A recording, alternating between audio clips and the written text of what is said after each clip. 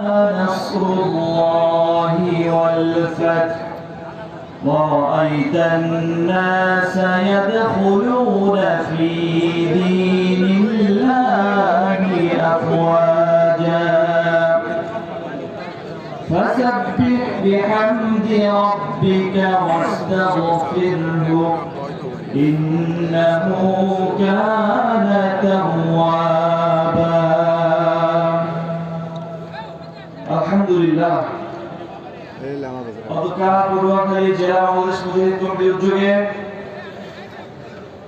এই মুজাহিদ সম্মেলনে উপস্থিত বাংলাদেশের 18 কোটি মানুষের রাজনৈতিক আধ্যাত্মিক আহ্বান,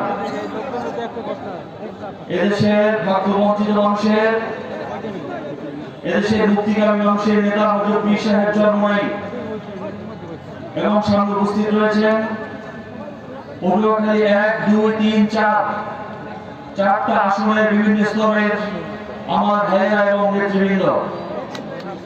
আমি সবাইকে আমার আসন পটুয়াখালী 3 গলাচিপার পক্ষ থেকে, আমার 10 মিনার গলাচিপার জনগণের পক্ষ থেকে সবাইকে উষ্ণ মোবারকবাদ জানাচ্ছি। আলহামদুলিল্লাহ। সংগ্রামী উপস্থিতি, আজকে বাংলাদেশে একটা সুন্দর পরিবর্তনের সুন্দর